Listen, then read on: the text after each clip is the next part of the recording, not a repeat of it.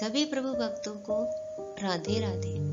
हिंदू धर्म में वैसे तो शुक्रवार का दिन माँ लक्ष्मी को समर्पित है, लेकिन भाद्रपद और अश्विन महीने के 16 दिन माँ लक्ष्मी को प्रसन्न करने के लिए खास माने जाते हैं। इन दिनों को माँ लक्ष्मी का व्रत कहा जाता है। इस दौरान स्त्रियां देवी लक्ष्मी की पूजा, व्रत, मंत्र जाप कर उपासना करती हैं। ये व्रत धन, सुख, समृद्धि प्रदान करते हैं।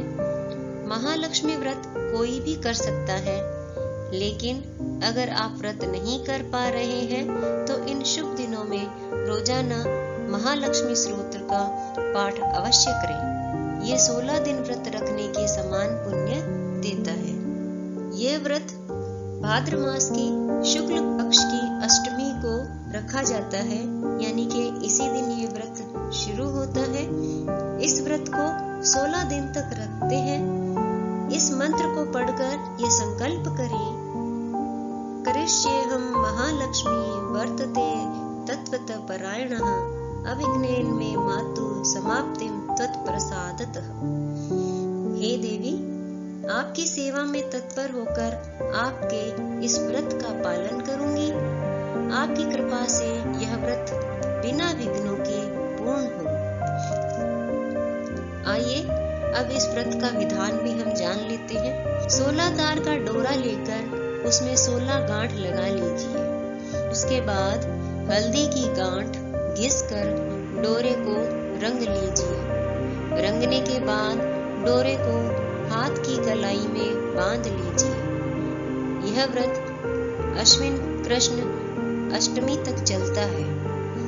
व्रत पूरा हो जाने पर वस्त्र से एक मंडप बनाएं। उसमें लक्ष्मी जी की प्रतिमा रखें।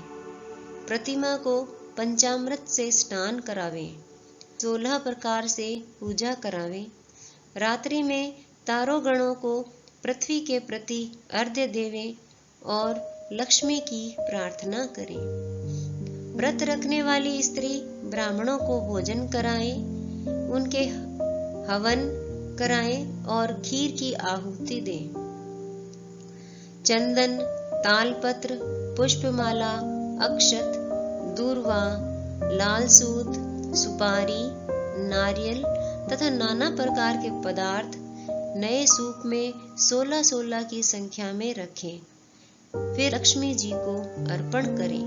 क्षीर सागर में प्रकट हुई लक्ष्मी चंद्रमा की बहन श्री विष्णु वल्लभा महालक्ष्मी इस व्रत से संतुष्ट हों।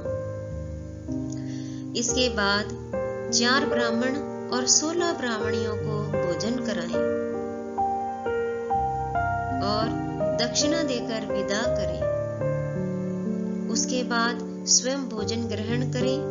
इसी प्रकार से जो लोग व्रत करते हैं वे लोग इस लोक में सुख भोग कर अंत समय में अधिक समय तक लक्ष्मी लोक में सुख की प्राप्ति करते हैं।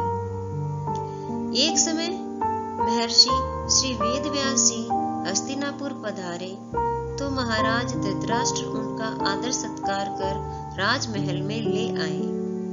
तब गांधारी व माता कुंती ने हाथ जोड़कर कहा, हे महामुने, आप त्रिकालदर्शी हैं, अतः आप हमको कोई ऐसा सरल व्रत व पूजन बताएं जिससे हमारी राजलक्ष्मी सुख, पुत्र, पौत्र व परिवार सदा सुखी रहे।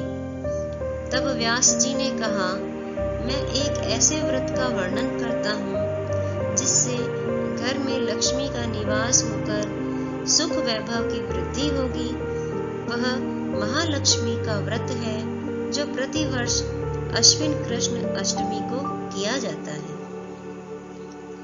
हे महामुनि, इस व्रत की विधि हमें सविस्तार बताने की कृपा करें। तब व्यास जी बोले, हे देवी, यह व्रत भाद्रपद शुक्ल अष्टमी से आरंभ करें। इस दिन सुबह मन में व्रत का संकल्प कर किसी पवित्र जलाशय, नदी, तालाब, कूप जल से स्नान कर स्वच्छ वस्त्र पहने, फिर ताजा दूब से महालक्ष्मी को जल छिड़क कर स्नान करावें।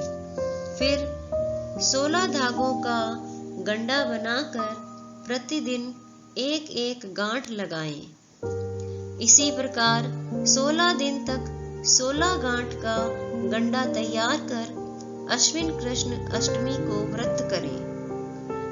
मंडप बना उसके नीचे मिट्टी के हाथी पर श्री महालक्ष्मी प्रतिमा स्थापित करके पुष्प मालाओं से लक्ष्मी जी व हाथी का पूजन करें। फिर अनेक प्रकार के पकवान नैवेद्य समर्पित करें। इस प्रकार श्रद्धा भक्ति सहित महालक्ष्मी जी का व्रत एवं पूजन करने से आप लोगों की राजलक्ष्मी सदा स्थिर बनी रहेगी। इस प्रकार व्रत का विधान बताकर व्यास जी अपने आश्रम को आ गए। इधर समयानुसार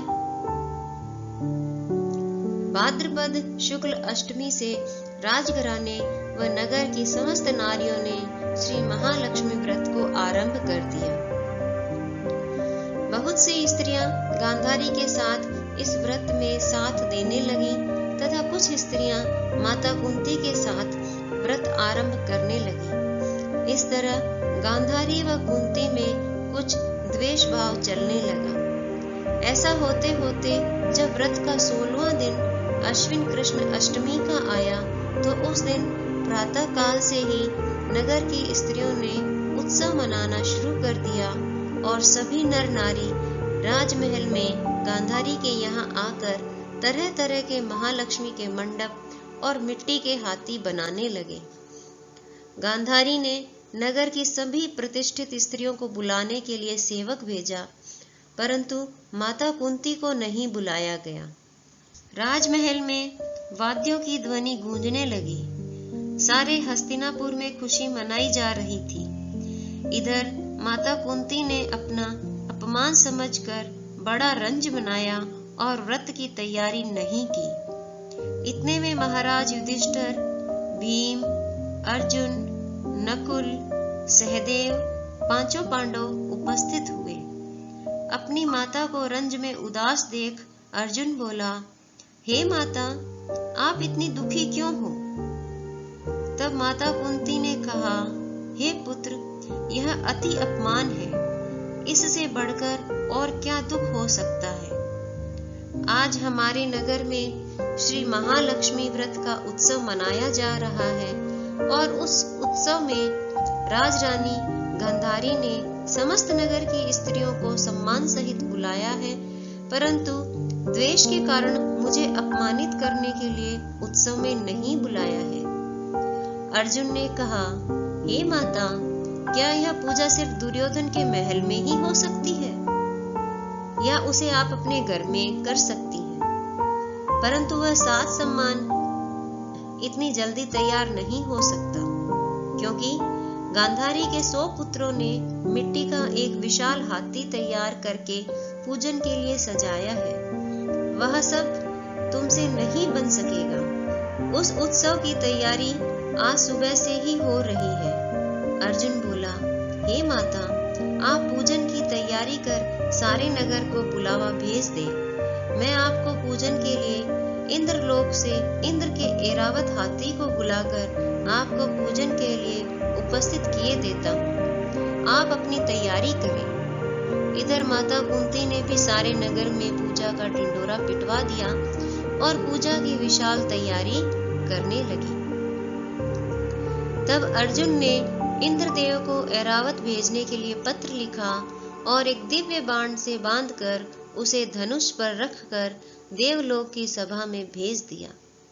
इंद्रदेव ने बाण से पत्र खोलकर पढ़ा तो सारथी को तुरंत आज्ञा दी कि ऐरावत को पूर्ण रूप से सजाकर तुरंत बाण के साथ हस्तिनापुर में उतार दो। तब महावत ने तरह तरह के साज सामान से ऐरावत को सजवाया और बाण मार्ग से हस्तिनापुर को चला। इधर सारे नगर में शोर मच गया कि कुंती के घर इंद्र का ऐरावत हाथी स्वर्ग से पृथ्वी पर उतरकर पूजा जाएगा। इस समाचार को सुन नगर के सभी नर नारी, बालक, वृद्धों की भीड़ एकत्र होने लगी। गांधारी के महल में भी हलचल मच गई। नगर की स्त्रियां पूजन थाली लेकर माता कुंती के भवन की ओर दौड़कर आने लगी। देखते ही देखते सारा भवन पूजन करने वाली नारियों से ठसाठस भर गया। माता कुंती ने ऐरावत को खड़ा करने हेतु अनेक रंगों के चौक बुरवाकर नवीन रेशमी वस्त्र बिछवा दिया। हस्तिनापुर वासी स्वागत तैयारी में फूल माला, अबीर, केसर हाथों में लिए पंक्तिबद्ध खड़े थे। इधर इंद्र की आज्ञा पाकर ऐरावत स्वर्ग से पृथ्वी पर उतरने लगा।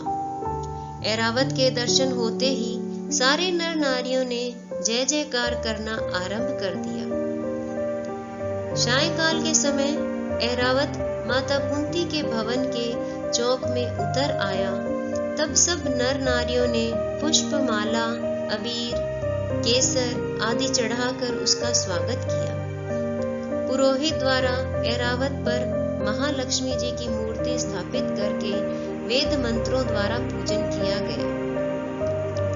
नगरवासियों ने भी लक्ष्मी पूजन का स्वागत करके ऐरावत की पूजा की। अनेक प्रकार के पकवान लेकर ऐरावत को खिलाए गए। ऊपर से यमुना जल पिलाया गया। फिर तरह तरह के पुष्पों की ऐरावत पर वर्षा की गई। पुरोहित द्वारा सरस्वती वाचन करके नारियों द्वारा 16वीं गांठ लगाकर लक्ष्मी जी के सामने समर्पण किया। ब्राह्मणों हेतु पकवान, मेवा, मिठाई आदि की भोजन व्यवस्था की गई। फिर वस्त्र, द्रव्य, स्वर्ण, अन्न, आभूषण देकर नारियों ने महालक्ष्मी पर पुष्पांजलि अर्पित की। तत्पश्चात पुरोहित द्वारा महालक्ष्मी का विसर्जन किया गया। अंत में नारियों ने ऐरावत को विदा कर इंद्रलोक को भेज दिया। महाराज सूत जी ने कहा, हे ऋषियों, इस प्रकार से जो स्त्री महालक्ष्मी का व्रत करती है उसका घर लक्ष्मी जी की कृपा से सदा धन धान्य व मांगलिक वस्तुओं से पूर्ण रहता है। बोलिए लक्ष्मी माता की जय।